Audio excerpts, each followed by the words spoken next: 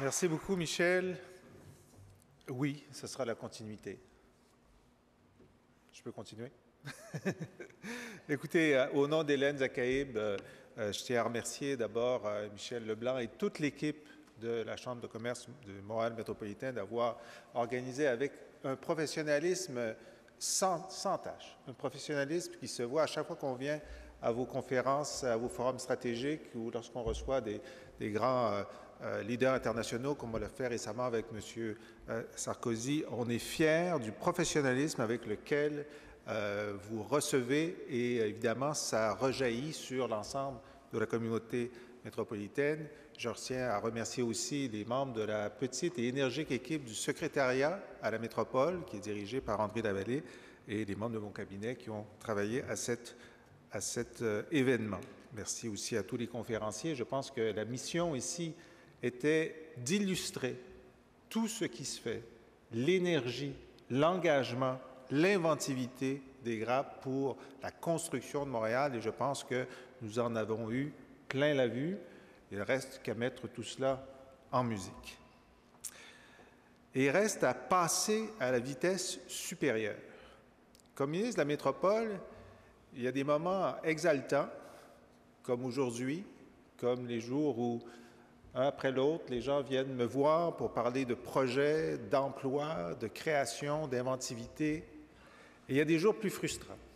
Et les jours plus frustrants, c'est souvent lorsque je ne suis pas dans la métropole et que j'entends des gens dire, comme un député l'a dit récemment d'opposition, « Ah, Montréal est morte ou à l'agonie. » Ou « Montréal, ce ne sont que des problèmes. » Ou « Montréal, on met trop d'argent là, alors que c'est dans les régions que ça devrait se passer. » Comme s'il y avait une opposition. Et je dis, mais comment se fait-il qu'il faille, et parfois aussi à Montréal, se convaincre soi-même et convaincre nos concitoyens québécois que Montréal est un atout, alors qu'un certain nombre de données incontestables sont là pour le dire. Depuis 2008, une crise économique majeure a balayé la planète. Les deux métropoles occidentales qui ont le mieux résisté, Austin, Texas et Montréal. C'est quand même pas mal.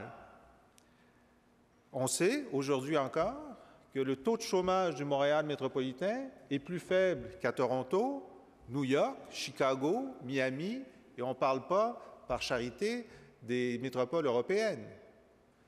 Même le taux de chômage des jeunes dans la métropole est plus faible qu'ailleurs sur le continent. Michel Leblanc tenait un forum stratégique sur les grands projets en mars. 14 milliards de dollars de projets sur la table, en ce moment dans la métropole. Il n'y a jamais eu autant de grues depuis la construction, peut-être, d'Expo 67. Comme le disait Michel, le secteur privé est de retour. Il ne doit pas être au courant, lui, le secteur privé, que Montréal est morte ou à l'agonie, parce qu'il est en train de développer Montréal. On m'a montré la carte sur l'île du nombre de projets résidentiels en cours ou autorisés. Mais la seule question qu'on se pose, c'est j'espère que toutes ces rues-là ne seront pas bloquées, parce que c'est assez remarquable. Foreign Direct Investment Magazine, qui n'est pas un magazine payé par le ministère d'Hélène Zakaïb, mais par The Economist, a comparé l'attractivité pour l'investissement international de 126 villes. Il y a 3 semaines, a rendu son bulletin. Québec, Montréal. Montréal n'est pas dans les 100 premiers, dans les 50 premiers, dans les 20 premiers, les 10 ou les 5 premiers. Montréal est première. Montréal est première. C'est quand même extraordinaire. Ça veut dire qu'on a fait un certain nombre de choses collectivement depuis un certain nombre d'années pour se faire donner cette note première sur 126 pour l'attractivité internationale. Bon, on le savait déjà, KPMG, chaque année, publie un palmarès des coûts d'exploitation qui inclut les coûts réels, les coûts de main-d'œuvre, les coûts de réglementation, les coûts fiscaux, et dit chaque année depuis au moins une décennie que Montréal est un des endroits au monde où les coûts de production globaux sont les plus bas dans l'essentiel des filières d'investissement. Alors, pourquoi est-ce que ça ne se sait pas autant que ça le devrait? Il y a des raisons, mais il y a aussi la raison suivante, c'est que malgré ces succès, on sent tous et on sait tous qu'on devrait faire encore mieux.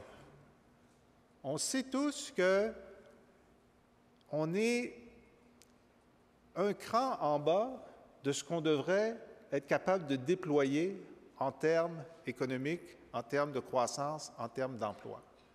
On n'est comme pas utilisé nous-mêmes à notre plein potentiel. Pourquoi? Il y a un certain nombre de raisons qui, ces dernières années, ont mis des ombres sur Montréal.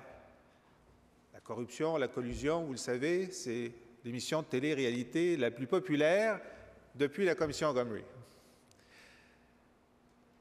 Vendredi dernier, j'étais avec mon nouvel ami John Baird, le ministre canadien des Affaires étrangères, sur l'OACI, et quelqu'un lui pose la question, « Monsieur Baird, est-ce qu'un des problèmes, ce n'est pas qu'à l'international, les gens disent, ah oui, mais Montréal, il y a de la corruption, là. » Et M. Baird, qui rencontre tous les jours des membres de la communauté internationale, lui dit, « Jamais, en aucun cas, aucun diplomate étranger, aucun membre du gouvernement étranger n'a soulevé cette question avec moi. » Alors, c'est un peu décevant parce qu'on pensait qu'on était quand même exceptionnel dans notre collusion et notre corruption, mais il semble que non, qu'à l'international, ce n'est pas exceptionnel.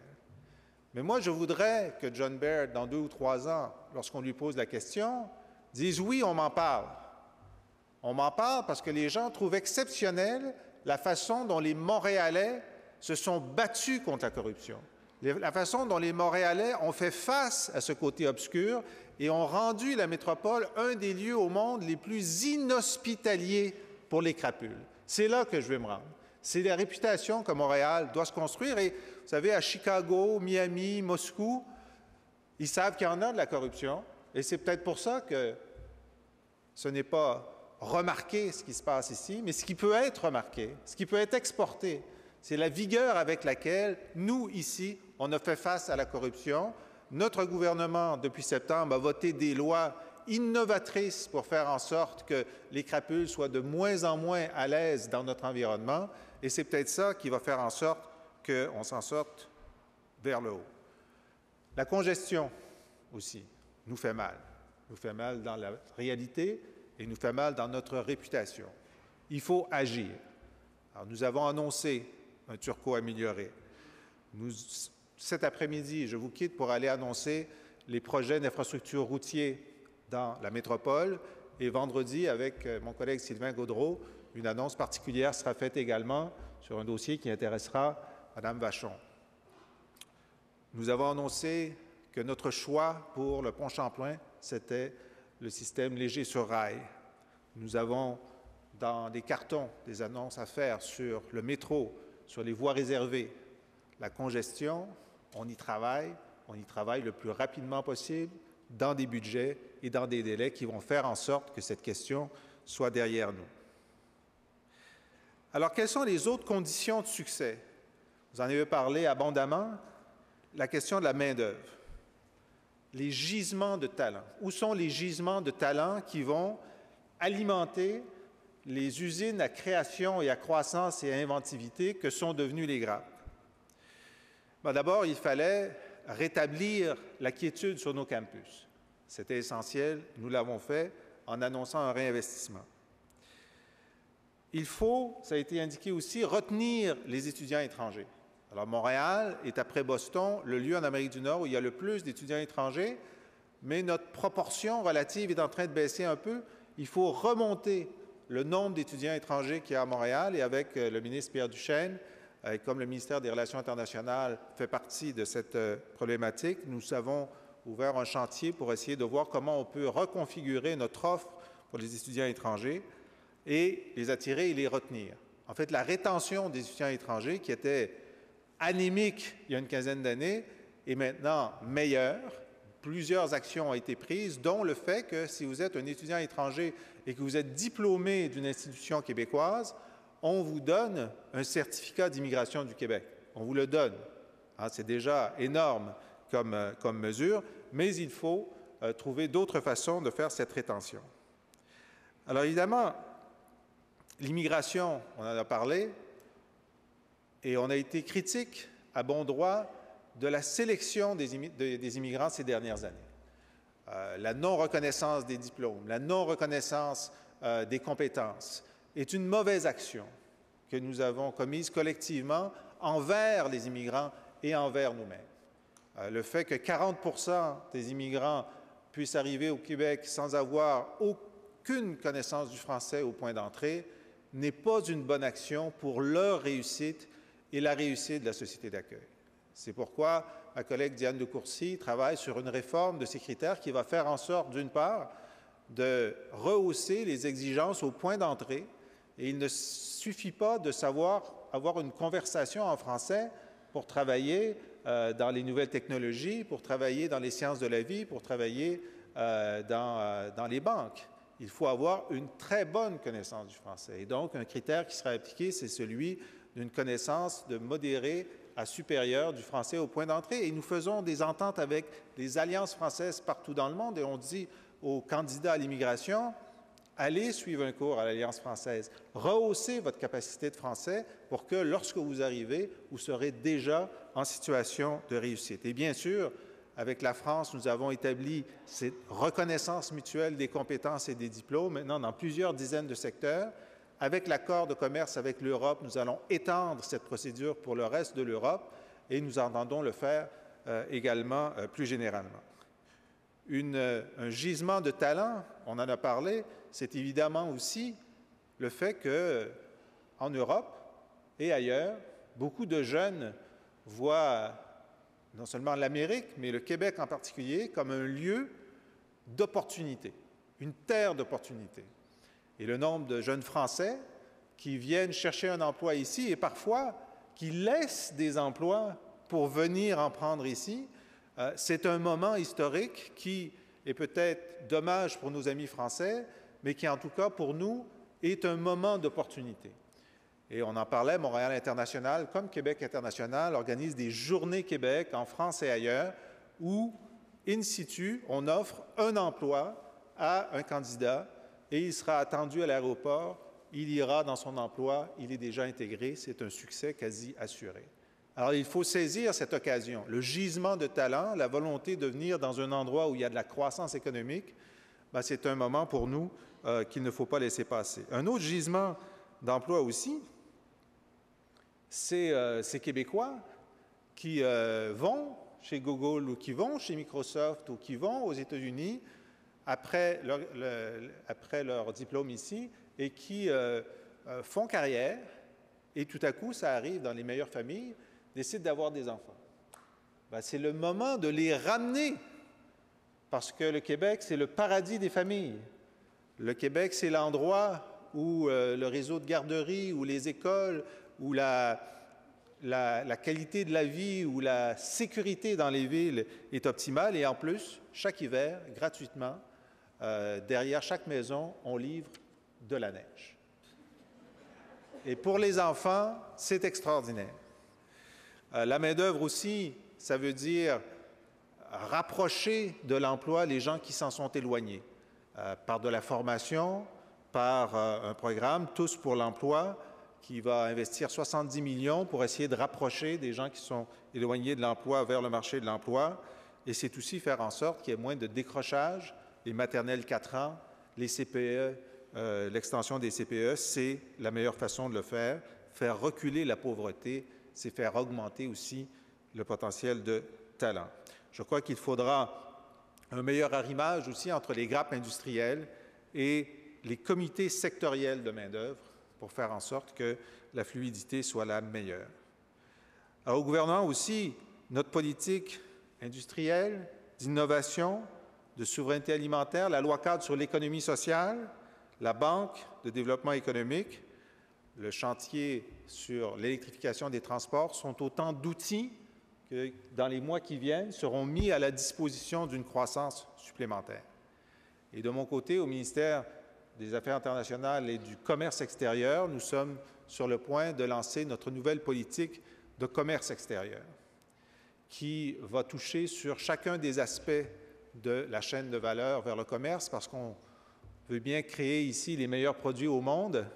Comme nous ne sommes que 8 millions d'habitants, notre succès dépend de notre capacité à vendre ailleurs, ce qui nous rend distincts ici. Alors, des gens disent, oui, ben, c'est un peu bizarre que Lisée s'occupe du commerce extérieur. Il était à l'université, un journaliste, un blogueur. Mais ce que vous ne savez pas, c'est qu'au début, j'étais un vendeur. Mon père, à Thetford Mines, était un entrepreneur. Et j'ai travaillé avec lui dans son épicerie, dans son hôtel, dans sa taverne, dans son magasin, enfin, dans son terrain de vente des maisons mobiles. Alors, la vente, ça me connaît. Puis ensuite, j'ai vendu un certain nombre de tables lorsque j'étais au Cérium, une activité que Michel connaît bien, qui n'est pas toujours agréable, mais il faut le faire. Alors, on a une idée qui a été évoquée par Mme Benoît d'Aéro Montréal l'autre jour dans une rencontre en disant, évidemment, chaque membre des GRAP essaie de vendre ses produits, mais maintenant que les GRAP embrassent beaucoup de petites et moyennes entreprises, il y a à l'extérieur du Québec des donneurs d'ordre qui sont éloignés de la qualité de notre offre. Alors, si chaque GRAP avait un vendeur émérite qui avait dans son catalogue l'ensemble des produits de la GRAP, ce ne serait pas une mauvaise idée. Ça pourrait être un des meilleurs vendeurs de la GRAP. Et on pourrait, il serait à l'emploi de la GRAP et il pourrait avoir une commission qui il reviendrait à lui et peut-être en partie à la GRAP elle-même. C'est une idée que je lance ici. C'est une idée que je lance, vous verrez ce que vous en ferez, mais je pense effectivement que cette idée de commercialisation, et on entend bien, Hélène Zakaïb et moi et Nicolas Marceau, les demandes qui sont faites pour un crédit d'impôt à la commercialisation, seulement pour les entreprises vertes, ou plus généralement, on entend bien et on étudie ça de près, mais cette idée d'avoir des vendeurs pour chaque GRAP est une idée que je vous soumets. Ce qui est extraordinaire ici, et j'ai parlé à des membres de ces GRAP, dans la direction des GRAP, qui viennent de l'étranger et qui ont été membres de diverses associations sectorielles dans ces autres pays. Ils nous disent, oui, c'est vrai, ailleurs, on essaie de dialoguer, de mettre des choses ensemble, mais jamais ils n'ont vu une telle capacité de collaboration que ce qu'ils voient dans les GRAP au Québec. Il y a quelque chose de très québécois dans cette capacité à la fois d'être compétitif, mais à la fois d'être collaboratif, qui est quelque chose d'un leadership québécois, qui est quelque chose de particulier et qui est quelque chose qu'il faut faire connaître et évidemment utiliser. Et je pense qu'on a souvent dit ici qu'ensemble, seul, on va plus vite et ensemble, on va plus loin. Il y a toute une période d'investissement dans le fait d'être ensemble, de se connaître, de se réunir, d'échanger. Et lorsque cet investissement est fait et intégré, et j'ai l'impression que c'est le cas pour les GRAP qui sont à maturité, on peut aller plus loin et plus vite. Et ça doit être notre objectif.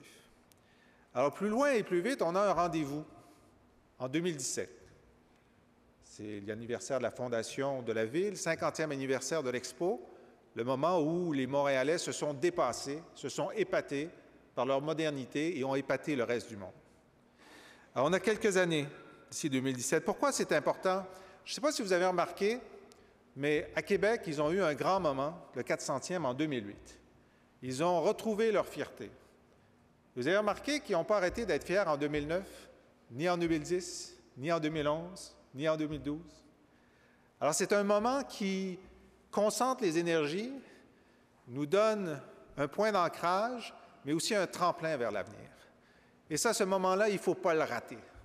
Et moi, je dis à mes collègues du reste du Québec, au gouvernement et ailleurs, vous savez, on a fait un effort particulier pour Québec en 2008, et à l'époque, l'économie allait mieux, il y avait plus de marge. Et maintenant, il faut faire un effort particulier pour Montréal en 2017. Et puis, il faut le faire même si on a moins de marge. Il y a de la résonance, mais ça ne court pas au portillon. Il faut insister.